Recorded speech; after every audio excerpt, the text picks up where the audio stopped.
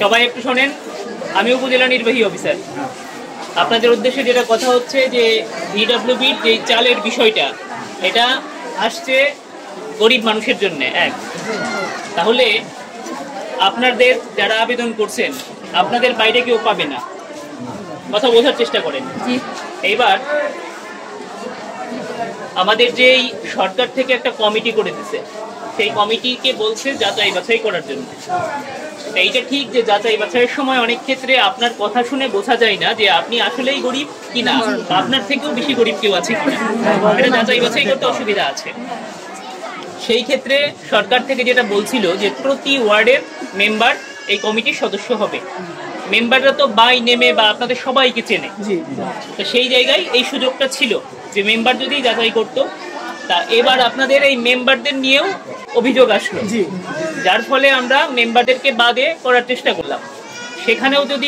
সেখানেও আরো কিছু জটিলতা আছে যে আমার অফিসাররা যখন যাচাই করবে, তাদের পক্ষে তো কে গরিব আপনার মুখের কথা দিয়ে বোঝা সম্ভব না। আচ্ছা, তাহলে আপনারা যখন আবেদন করছেন, আরেকটা কথা শুনেন, আপনারা যখন আবেদন করছেন, আবেদনের মধ্যে কিন্তু সব তথ্য দিচ্ছেন যে আপনাদের কে কতটুকু গরিব, আবেদনের এইটা থেকেও কিন্তু অনেক কিছু বোঝা যায়। এখন আমি যখন আপনাকে বলবো যে আপনার মাসিক ইনকাম কত, আপনি যদি বলেন 1500 টাকা, এইটা কি আমার এখানে বসে যাচাই করার সুযোগ আছে? আচ্ছা, সেই ক্ষেত্রে সেই জন্য আপনার একজন মেম্বারের ভোট কত এলাকায়? 800। তা 800 লোক, এই 800 লোককে তো মেম্বার চেনে, তাই না? তা আমরা এই জন্যে মন্ত্রণালয় থেকে, সরকার থেকে যে কমিটি করে দিয়েছিল, সেখানে মেম্বারকে রাখা হয়েছিল। তা যেহেতু আপনাদের এইটা নিয়ে অভিযোগ, আমরা এটা আরো উচ্চ পর্যায়ে কথা বলে আজকের মতো আমাদের এটা স্থগিত থাকবে। আমরা পরবর্তীতে আপনাদেরকে জানিয়ে নোটিশ করে আপনাদের এই ভাইবা প্রক্রিয়া কিভাবে বাছাই করা যায় সেভাবে করব। এখন এটা কে বললো? এটা কিভাবে বলেন? কেন এটা কোন জায়গা থেকে নিয়ম করে দিচ্ছে? স্যার, এই ক্ষেত্রে মেম্বাররা তো অনেক সময় টাকা নিয়ে কার্ড বিক্রি করে, সেক্ষেত্রে সে বিষয়ে কি বলবেন? মেম্বারকে টাকা দিছে কে?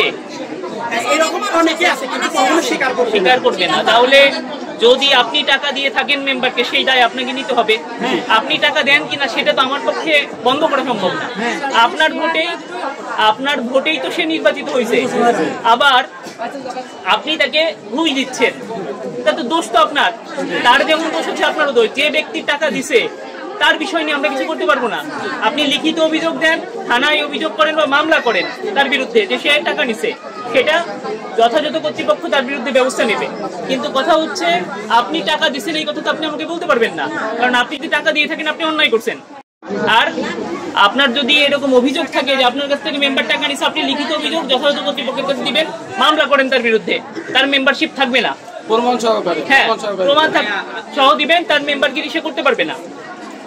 আমরা আবারও বলছি, এই কাজটা এইটা যদি একজন ধনী ব্যক্তি পায়, তাহলে আলটিমেটলি কি সরকার যেই কারণে এটা দিচ্ছে এটা কোনো লাভ হলো?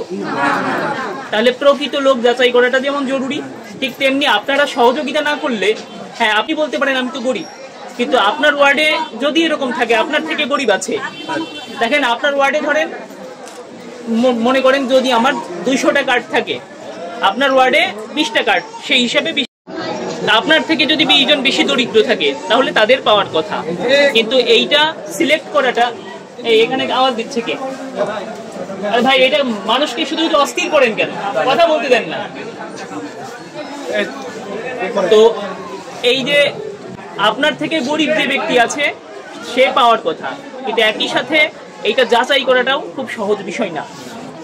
সেই জন্য মেম্বারকে রাখা হয়েছিল, মন্ত্রণালয় থেকেই রাখছে, সরকার থেকে রাখছে। এখন যদি আপনি বলেন মেম্বার থাকবে না, তাহলে তো আমাকে বিকল্প চিন্তা করতে হবে যে মেম্বারের স্থলে কাকে রাখা যাবে যে আপনার সম্পর্কে বলতে পারে যে ইনি গরিব কিনা।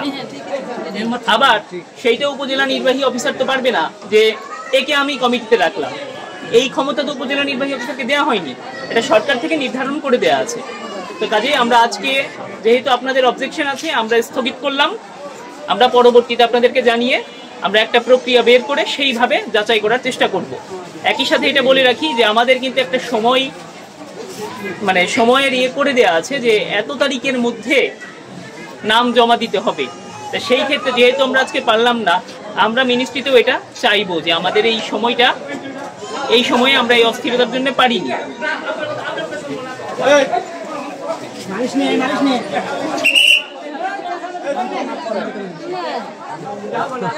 আপনারা এই মুহূর্তে এখানে আর কেউ ভিড় করেন না। আমরা বলে দিছি যে যাদের সাক্ষাৎকার নেওয়া হয়েছে তাদের এই সাক্ষাৎকারও কোনো কাজে আসবে না, ঠিক আছে?